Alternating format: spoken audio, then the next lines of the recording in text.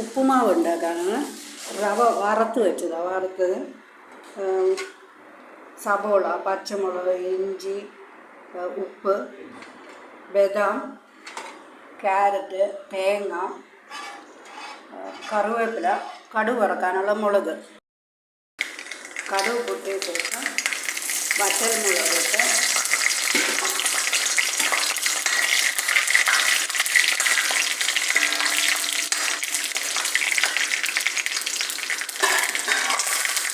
അതിലേക്ക് സബോള, പച്ചമുളക്, ഇഞ്ചി, ഉപ്പ്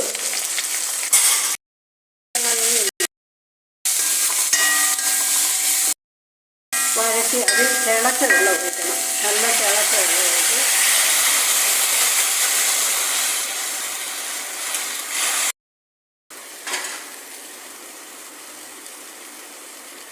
ഇതിലേക്ക് റവ കുറച്ച് തീ കുറച്ച് വെച്ചിട്ട് റവ ഇടണം.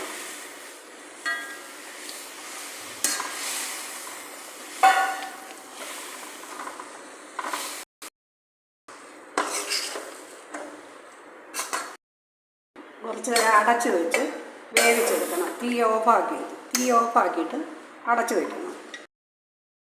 തീ ഓണാക്കി ഇത് അടപ്പ് എടുത്ത് അതിലേക്ക് ക്യാരറ്റ്, തേങ്ങ,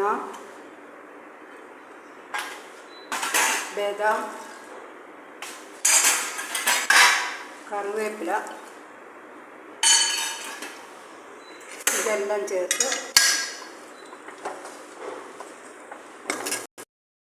ഇതെല്ലാം ചേർത്ത് നല്ലപോലെ ഇളക്കി വേവിച്ചെടുക്കണം. നല്ലപോലെ ഇളക്കി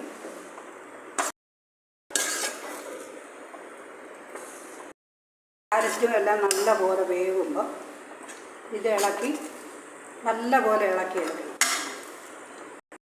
ഉപ്പുമാവ് റെഡിയായി. ഇതെല്ലാം നല്ല വെന്തിട്ടുണ്ട്. ഓഫ് ചെയ്ത്